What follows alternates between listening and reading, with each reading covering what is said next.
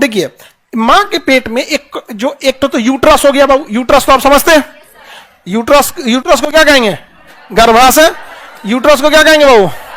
गर्भाशय कहेंगे यहां पर। ये रहा यूट्रस। ओवरी कितने होंगे बाबू? ओवरी 2। इसमें क्या बनेगा? अंडा बनेगा। तो ओवरी 2 होते हैं, दोनों एक साथ फंक्शनल होते हैं? नहीं होते हैं। ये क्या है? यूट्रस।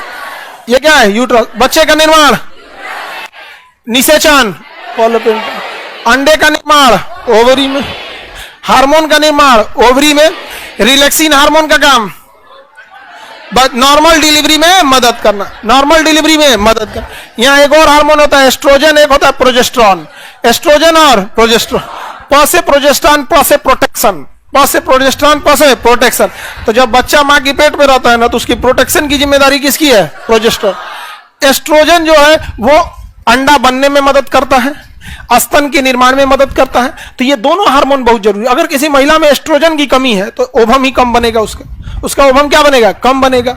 और जब ओवम कम बनेगा तो उसका मेंस्ट्रुअल साइकिल भी बहुत कम दिन के लिए रहेगा, क्योंकि अंडे कम बनाया तो फटाक से अंडा डिस्चार्ज होकर खत्म हो, बाहर हो जाएगा। अगर एस्ट्रोजन ज्यादा है तो अंडे का निर्माण ज्यादा होगा। यहाँ पर प्रोजेस्टेरॉन जो होता है ये हार्मोन होता है, प्रोटेक्शन वगैरह में हेल्प करता है। हालांकि इसके बारे में हम लोग जब आपको ग्लैंड पढ़ेंगे तो डिटेल से देखेंगे। और डिटेल से क्या देखेंगे? यही चीज है, एस्ट्रोजन जो होता है गर्भ धारण करने में, अंडे के निर्माण में, स्तन निर्माण में बहुत भूमिका निभाता है। अब प्रोजेस्टेरॉन याद करना बड़ा सिंपल है।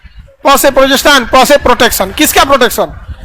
बच्चा मां के पेट में उसका प्रोटेक्शन। नहीं तो देहात में सुनते होंगे ना, बच्चा नुकसान हो गया, 2-3 महीना होता है ना, सस्टेन नहीं कर पाता, कंसीव नहीं कर पाता है। चाहे वो हार्ड एक्सरसाइज हो जाए या कोई फिजिकल वर्क हो जाए या फिर कोई दवा का हो, या बॉडी उसको कंसीव ना कर सके, तो बच्चा क्या हो जाता है? मर जाता है। फिर जिस तरह मेंस्ट्रुअल साइकिल से शरीर से खराब ओवम आता है बाहर, उस तरह से फिर एम्ब्रॉय आएगा। फिर महिला के लिए दिक्कत होगा, वहां पे बच्चा अंदर रह जाएगा, फिर सड़न होगा, इन्फेक्शन होगा, यहाँ पे बहुत दिक्कत होता है। यहाँ पे आगे बढ़ जाए तो एस्ट्रोजन, प्रोजेस्टेरॉन और रिलैक्सिन भी नाम से एकदम रिलैक्स बच्चा पैदा कर सकता है। कौन? रिलैक्सिन।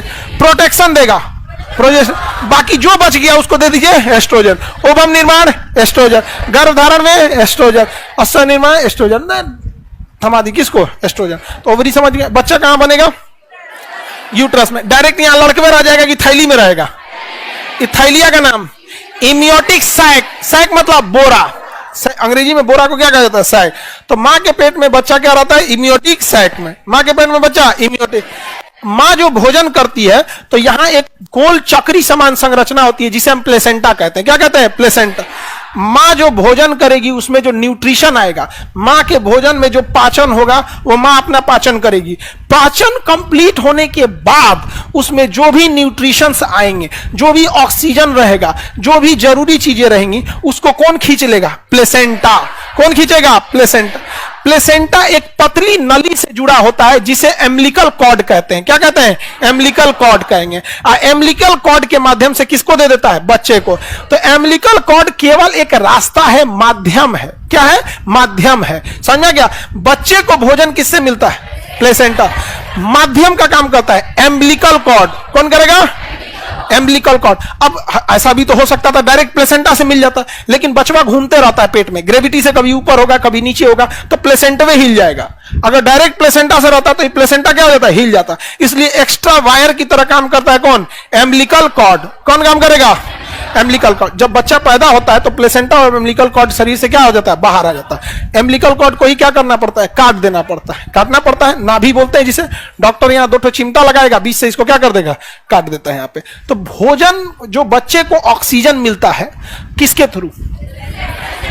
अच्छा ये बताओ, आपको तो हम रेस्पिरेशन चैप्टर पढ़ा दिए, ऑक्सीजन का जरूरत फेफड़ा को है? ये तो छोटा मोटा आदमी के लिए है जो बायोलॉजी नहीं जानता है कि ऑक्सीजन की जरूरत फेफड़ा के। बाहर में जाओ सोच रहा फेफड़ा, ऑक्सीजन की जरूरत कोशिकाओं को है। डायरेक्ट कोई इंजेक्शन से पहुंचा देना, लेकिन इंजेक्शन से कोशिका देने का मतलब कितना इंजेक्शन देना पड़ेगा? छपाक से मारना पड़ेगा इंजेक्शन, दही पूरा छाप देगा यार। समझेंगे कि नहीं? तो डायरेक्ट अच्छा ऑक्सीजन की जरूरत, अच्छा अगर ब्लड में ऑक्सीजन मिला दे काम खत्म। कौन मिलाता है? प्लेसेंटा। कौन मिलाएगा? प्लेसेंटा मिलाता है। किसके थ्रू? Umbilical cord. किसके थ्रू? Umbilical cord. किसके थ्रू? तो प्लेसेंटा। अच्छा नॉर्मल में ऐसा लगेगा ना, हम लोग जब हम लोग पढ़ते थे अपने टाइम में तो हम लोग इसको प्लेसेंटा समझते थे। एम्बिलिकल कॉर्डवा को हम लोग को लगता है यही प्लेसेंटा है। आप खुद सोचो प्लेसेंटा का कितना बड़ा वर्क है, बड़ा सा होता है, रोटी बराबर रोटी होता है ना, उसे मोटा रहेगा रोटी, पुआ छाना रहता है, पुआ है बड़का, माँ के पेट से जुड़ा रहता है, बाहर निकालना पड़ता है। कई बार बाहर नहीं आ पाता है तो एक मिनी, अब डॉक्टर का अपना प्रोसीजर होता है, ऑपरेट करे या जैसे मैनुअल हटाना होता है, लेकिन वो माँ के पेट में रहना नहीं चाहिए बच्चे के बाद, फिर इन्फेक्शन होने लगेगा वहां पे। तो प्लेसेंटा समझ में आ गया, एम्बिलिकल कॉर्ड समझ में आ गया। डॉक्टर जो काटता है प्लेसेंटा काटता है कि एम्बिलिकल कॉर्ड? एम्बिलिकल कॉर्ड काट के प्लेसेंटा को क्या करता है, बाहर निकाल के हटा देता है। दूसरा बच्चा होगा उसमें दोबारा प्लेसेंटा का क्या होगा, निर्माण होगा, इमियोटिक सैक का निर्माण होगा। बच्चा किस थैली में रहेगा, इमियोटिक सैक में। बच्चा के बाद क्या काटा जाता है, एम्बिलिकल कॉर्ड। क्या काटा जाएगा, एम्बिलिकल कॉर्ड को काट दिया जाएगा। देखिए यही है इसका एम्बिलिकल कॉर्ड, ये है। अब ये इसके शरीर पे ये सब चीज फ्लूइड बाहर हो जाता है। शरीर में क्या होता है, फ्लूइड बाहर हो जाएगा। बचवा एक तो फ्लूइड में रहता है ना, लिक्विड में। बचवा किस में रहता है, लिक्विड में रहता है। तो इसमें फ्लूइड रहता है, ये लिक्विड में रहता है वहां पे। जैसे माँ के पेट से बाहर आएगा वहां पे उसको अचानक हार्ड इन्वायरमेंट मिलेगा, हार्ड इन्वायरमेंट, हवा मिलेगा, नाइट्रोजन, ऑक्सीजन, CO2, धूल, गर्दा सब। तो उसको बचा के रखना पड़ेगा क्योंकि उसका स्किन अभी तक क्या देखा था, लिक्विड। तो उसको शुरू में लिक्विड मालिश करना पड़ता है। बबुआ को किससे मालिश करना पड़ेगा, लिक्विड से, ताकि धीरे धीरे वो इस एटमॉस्फेयर पे हैंडल कर सके। अगर लिक्विड मालिश नहीं करिएगा तो मर जाएगा, या फिर उसको बहुत इन्फेक्शन की संभावना आ जाती है। कोई जरूरी नहीं कि एकदम मर जाना तो एकदम लास्ट स्टेज हो जाता है। लेकिन जानवर के बच्चे के ऊपर बाल होता है, इसलिए उनको लिक्विड विक्विड की कोई जरूरत नहीं होती है। इसलिए छोटका बच्चा को देखिएगा ना, जानवर उनवर का पैदा होगा सब तो पूरा डेवलप होकर पैदा हो जाता है सब। समझ में आ गया कि नहीं आएगा? और मानव में बच्चा पूरा डेवलप होकर नहीं पैदा होता है। समझ में आ गया कि नहीं आएगा? तो इसमें लिक्विड में रहेगा ये बच्चा, और उसके बाद ये इम्यूनिटिक सैक इसके ऊपर हल्का हल्का तो इसको साफ ऑफ कर देता है। अब ये तो नॉर्मल आप लोग जो नर्स वगैरह होते हैं लोग, या गांव में तो मेडिकल अभी भी उतना हॉस्पिटल पहुंच नहीं है, गांव में ही आया वगैरह आ जाती हैं लोग वहां पर। समझ में आ गया कि नहीं आ गया? यहाँ पे तो गांव में अपने आजकल दुकान पर, हम लोग के टाइम पे ऐसा ऑपरेशन का प्रचलन नहीं था, आजकल तो नॉर्मल हो गया है।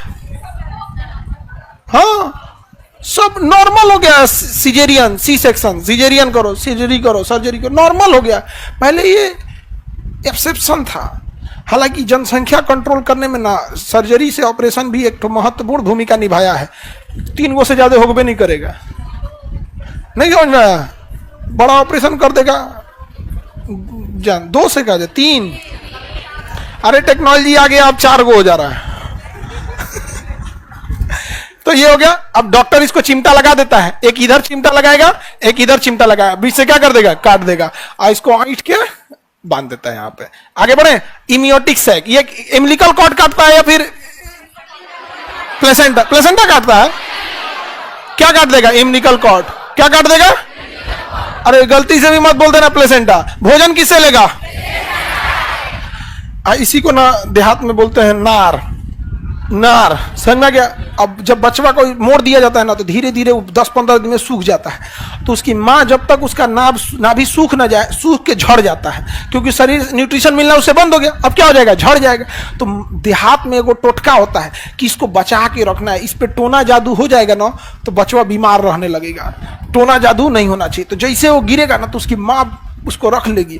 अब भोरे भोरे जब कोई देखे नहीं तो कहीं खेत ओत में गड्ढा में जाके खोद खाद के गाड़ के ढक देते हैं। यहाँ पे हमरा बबुआ के नजर गजर करते, हमरा सोना बबुआ। नहीं समझे? माँ कितना मानती है एक बच्चे को, सोचिए। समझ में आ गया कि नहीं आ गया? और लोग कहते हैं कि उस पर क्या हो जाएगा, टोटका हो जाएगा। समझ आ गया कि नहीं आ गया? तो देहात में वो कहा, आप कहीं मान के चलिए किसी जगह पे आप बहुत ज्यादा जाइएगा, किसी के यहाँ टीवी देखने खूब ज्यादा जाइएगा, तो देहात में कहते हैं तो रोही जा नार गड़ाई बका। नहीं सुने? देहात में कहावत सुने हैं, मतलब तू बचपन में ना तुम्हारा नाभि वहीं गाड़ा गया क्या कि तो बार बार वहीं जाता है यहाँ पे। तो ये सब देहात का कहावत है। अब आप लोग देहात के नहीं है तो आप लोग को थोड़ा सा आइडिया कम होगा, और जो देहात वाले होंगे उनको ही सब समझ में आ रहा होगा। यहाँ पे समझ में आ गया कि नहीं क्या?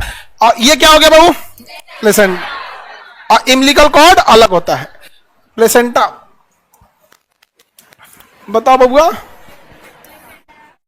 इम्बिलिकल कॉर्ड को काट दिया गया है, बच्चा अलग है, और ये मां के शरीर से बाहर आ गया है। ये क्या है, प्लेसेंटा। Blood supply, placenta.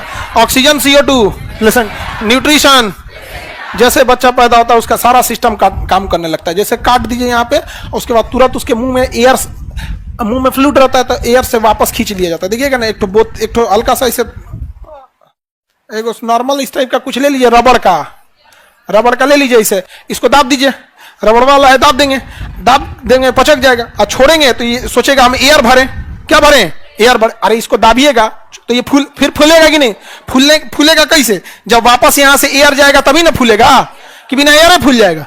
तो डॉक्टर क्या करता है, उसको पचका देता है और मुंह में डाल देता है, क्या डाल देता है, मुंह में, और छोड़ता है।